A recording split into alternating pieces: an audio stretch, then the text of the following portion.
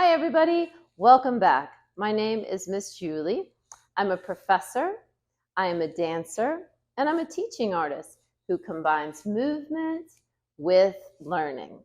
Today, we're going to go over some of the really important rules to know for this kind of class. It's a very unique way to learn, and if you get these things down, then you'll be able to participate and really succeed whenever you have this type of experience. The first thing is a cue. This is a cue to attention. And because we're moving and we're working with our friends and we're talking often as we're doing this work, we need something where we can interact with each other. This is called a call and response, and this actually comes from countries in Africa where music and dance are inseparable. And the musicians and the dancers are constantly calling and responding back between the movement and the drumming to make sure that they're together. So know that in some ways I look at this call to attention as something to get your attention so that I can tell you what's next or point out something that's fantastic and I don't want you to miss out on, or give you a time check. But it's also a reminder to us that we are partners in this kind of learning. I can't do anything without you. You can't do anything without me. And by working together, we make the experience really meaningful and memorable. So all you need to do is clap back what you hear after I do it. Ready? Now you go.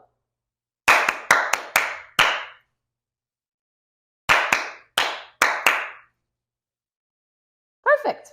So again, whenever I need to take a break really quickly or to explain something that's a little bit more involved, I'm going to do that. And by the third clap, you just need to give me your full attention, eyes on me, voices quiet and ready to receive what information I have to share with you so that we can make that transitional moment as quick as possible so we can get back to having a great time learning together. The second thing is making sure that when it's time to do something, you show me that you're ready. And the way that you show me, your teacher, that you're ready in this type of class is either seated or standing, being very still, and eyes on me. Eyes on me. I know for so many of us, it's really hard to ever be still, and it's really hard for some of us to not talk as well. But that's how I know we're ready to go on to the next thing. And it's really essential that you get good at this. It takes practice. But that way, when we need to shift into whatever is next in the lesson, again, we can keep that transition really efficient and smooth so we can get to the great stuff. Thirdly, and probably most importantly, is when you perform or show whatever it is that you've been working on. I call you a performer. And as a performer, all you need to worry about are three things. One, being very clear. Two, really committing yourself to what it is that you're doing. And three, being confident. And if you have those three things going on, then you're going to be a success. And at the end of whatever it is that you show, you stand up and you take a bow because you've just performed, and performers take bows. If you're watching performers, you're considered an audience member. And as an audience member, you want to make sure that you're not distracted, you're not talking to other people, you give the performers your full attention. And when they're done doing their showing, sharing with you what they've created, and they take their bow, you give them a nice round of applause because that's what we do when we attend a performance. Why is it so important to not get silly when we're performing and not get silly when we're watching? Well, in this type of class, we're making up our own thing. We're being creative. So unlike going to the board and solving a math problem where there's either a right answer or a wrong answer, in a movement class, very often, you are creating something that is unique to you. And whenever you put something out there like that, you want to make sure that you really do it with pride and that whoever's watching it is incredibly respectful of you taking that risk and sharing something that's personal to you. So it's very important to be very respectful in both of those roles. Finally, you, in this type of class, you listen with your ears, of course, but you also listen with your eyes. So much of how I teach this kind of class has to do with following along. One of the best ways to practice this, and it does take practice, just like coming to attention, just like sitting still to receive directions or do transitional changes into what's next, you'll get better the more you do it. The best way to practice this, or one of the best ways, is with mirroring. So if your teacher is comfortable with this, I'd like you to just stand up on your spot on the rug or stand up next to your desk. I'll give you just a second to do that. Okay, great.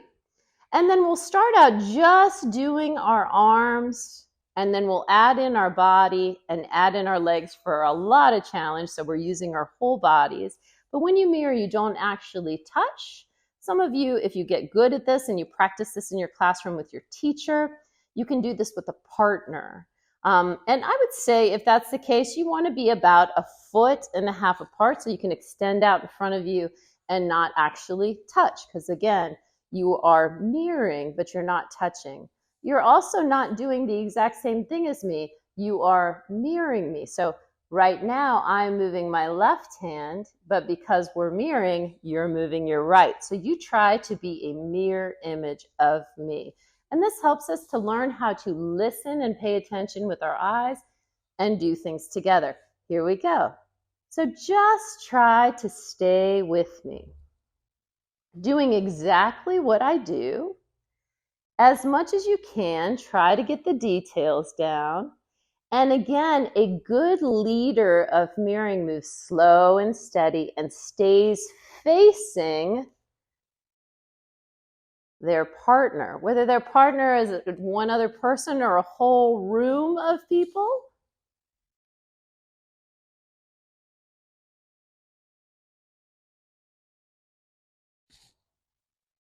Yes.